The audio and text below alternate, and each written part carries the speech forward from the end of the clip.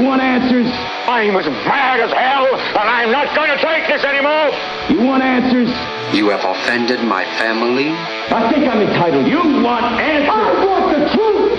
And you have offended the Shaolin Temple. You can't handle the truth. Surely you can't be serious. I am serious. And don't call me Shirley. Radical Rant. This circular firing squad shit must stop. This morning I was engaged in a Facebook discussion with Mickey Martin, who asked me to go fuck myself. Now, I've tried for years, but I lack the flexibility. At issue was his outrage that I asked a question about his new group, Parents for Pot. I asked the same question to Moms for Marijuana and Parents for Responsible Cannabis Use. I wanted to know what their stand was on the labeling of marijuana-infused edibles, particularly candy bars, since Mickey had been busted for selling Butterfingers and other medicated items that look very similar to regular candy bars. Well, this devolved into a whole bunch of accusations and name-calling, primarily that I was asking this question to embarrass Martin and impugn his fledgling group as a form of attack to distract from and defend Moms for Marijuana. I wasn't. I kind of thought it was a legit question, even if it was a little uncomfortable. I mean, I do that from time to time. I will ask leaders in the marijuana movement the uncomfortable questions, like I did with Paul Stanford when he was trying to run Oregon's Measure 80, and I thought it was a legitimate question to ask a guy with a breaking news story about a major tax lien, whether he was the appropriate guy to run a tax and regulate campaign. I embarrassed and made stammer Steve Fox from MPP, well, he used to be with MPP, when he came to Oregon on a junket in January to convince us all to wait till 2016 for legalization, and I pressed him on 2014 with some stats and figures that made him hem and haw. I still play Andrew Myers from Arizona MPP when I questioned him about the 25-mile halo rule that he said, quote, would guarantee a market for the dispensaries. I still play that from time to time. I've been pretty consistent about asking tough questions of people in leadership positions that might make them feel uncomfortable. But apparently, because of the timing of the question and who I'm associated with, Martin assumed that it was some kind of attack from me. Now, truth is, I don't know Mickey Martin. I vaguely recall him from my days working with Normal when people at Normal told me to stay away from him. I had heard from Cheryl that he was writing some pretty nasty shit about her up on his Cannabis Warrior blog, but I'd never went out to read it because I'm trying to stay out of all this maridrama. I had known about the tainted ink case from back in the day about selling the candy bars that looked like Butterfingers and Nutrageous bars and so on. But I hadn't put the two together. I didn't realize Mickey Martin was the guy with the whole tainted ink thing until I started Googling Parents for Pot and Mickey Martin and found some links that led me to the DEA bust page. So given that I discovered that, oh my God, here's a guy starting a parents group, and one of the things parents are really concerned about is marketing to kids, and here he was marketing candy bars that looked like medicated candy bars that looked like candy bars. I thought it was just an appropriate question to ask, but apparently I'm some sort of asshole.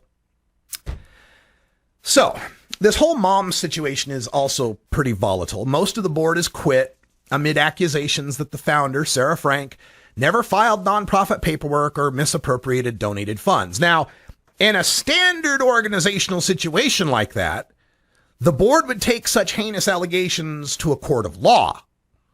At the very least, they would work out their issues in private and try to not damage the movement as a whole by airing the dirty laundry in public. But this is the marijuana movement. So everybody quit and began blasting out hate piece after hate piece on every blog and Facebook they could, rallying the cheers of the people who already agreed with them, and confusing and turning off anyone who might have been looking into any of their organizations. As if the maridrama wasn't already cranked to 11, that's when Cheryl Shuman comes in. Now, if you want to blame anyone for Cheryl Shuman being in the marijuana movement, blame me. Because I was the one who recruited her for Normal. I sensed that, here's someone who has the ability to get our message out in front of millions of eyeballs on TV, onto shows where marijuana isn't the main focus, and in front of an audience that isn't seeking out hard news generally or marijuana news specifically. Yes, I'd prefer that Ethan Nadelman or Alan St. Pierre or Rob Campia, Mason Divert, Steph Shearer, or any of those people were the ones spreading our message in front of millions of eyeballs. But the best media exposure they get is 1/3 of an 8-minute news segment on a cable news channel or a local and TV radio interview. Yeah, they get the occasional news magazine appearance or national public radio piece, but those go out to high information voters. We need the housewife watching daytime TV to be on our side. And it turns out my instincts were right. Cheryl's been on The View, Ricky Lake, Dr. Phil, Piers Morgan, CNN, BBC, New Zealand, and many more media outlets. And that whole time she could have been promoting Beverly Hills Normal on those shows, but many of our California leaders shrieked when they read some of the internet hate about her and forced me to let her go. If she was still a normal leader, perhaps they could have been shaping her message and promoting their org. But instead, she's left to shape her own message and promote her own sponsors' products. So, in that context, and having defended Cheryl many times, I get a tweet from her this morning that she's going to be on Huffington Post Live to discuss Moms for Marijuana. Excellent! Excellent, I thought. Perhaps now we can see how one can promote marijuana legalization to a huge audience in a professional manner and motivate parents to understand legalization is in their best interests. I thought wrong. The first question from HuffPost Live had to do with their story that they ran on Mickey Martin's Parents for Pot, and the first words out of Cheryl's mouth were all about disparaging him and his organization, including unfounded allegations of using meth and running ephemophilic pot parties. By the way, ephemophilia is the sexual attraction to pubescent yet underage girls, just in case you were wondering. Look that up today, too. But anyway, accuse him of running these meth parties and trying to seduce underage girls. It's just heinous, uncalled for, insane, ridiculous. And most of the segment then devolved into Cheryl doing everything she could do to slam Parents for Pot. Now, much like Chris Rock said of O.J. Simpson, I can't condone what she did, but I understand it. Cheryl receives metric assloads of shit on the internet day after day after day for about the past 20 years. Now, maybe some of it's deserved. Maybe some of it's not. But whatever, it's led her to have a siege mentality. And I've been counseling her for years. Don't let the hate get to you. Let it roll off your back. You're bigger than this. Ignore the trolls. Don't feed the trolls. Don't feed the trolls. And what did she do? She fed the trolls a whole fucking buffet. But apparently she feels that, hey, if the internet hordes are going to savage her all over the court of public opinion, why not just savage them back? And sadly for them and for all of us, she's got a way bigger megaphone and many more supporters. But condone it, I do not. I do not at all condone what she said today. Cheryl was grossly out of line in that interview, and frankly, I feel a little ashamed for her. For her to sink to the internet troll lowest common denominator was unworthy of our mission and message. That's right, our mission and message. The great unwashed masses out there don't distinguish between all these groups. We're just the pot legalizers. And every blog, Facebook, and interview where we spew invective and hurl accusations at our groups and our leaders just shows the mainstream how kooky, juvenile, unprofessional, paranoid, and hateful the pot legalizers are. Cheryl, it would have been very easy to just answer the Parents for Pot question with, well, I'm happy other groups agree that cannabis-using parents are good, responsible parents. I'm actually part of Moms for Marijuana, which blah, blah, blah, blah, blah, blah, blah, blah. You could have just ignored the whole thing and spent the whole rest of that segment talking about how parents need to recalibrate their thinking about marijuana and how prohibition is more harmful to their kids than legalization. But instead, we spend the next 5 minutes learning about the issue of who hates who and this person's a bad guy and don't trust this one and all that maridrama bullshit. And yes, I know.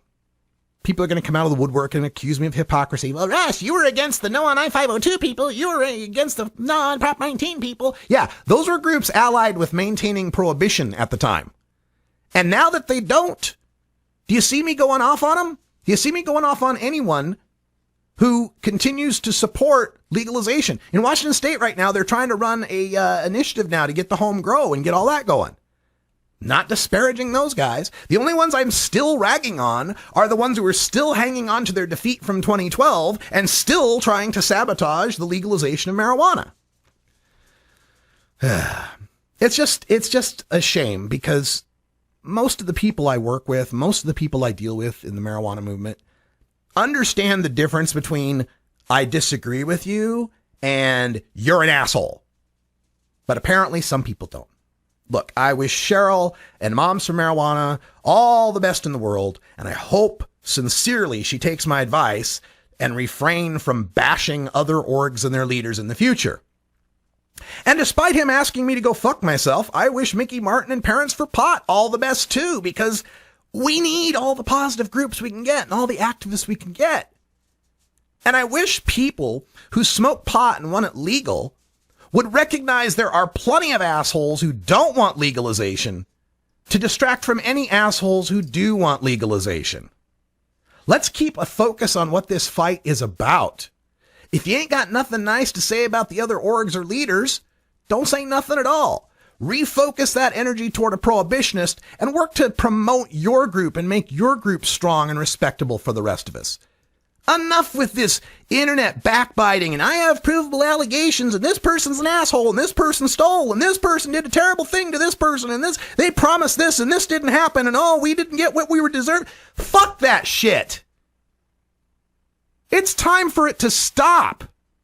We are in the precipice of getting the American people on our side for legalization of marijuana, not just in the West Coast, but freaking Texas is voting 58% for this stuff now. And we want to devolve this into a whole bunch of he said, she said, you're a dick, you're an asshole, fuck you stuff. It's no wonder some of you people aren't getting any major support for your initiatives, aren't getting any major backing, any major funding, any serious support from mainstream orgs.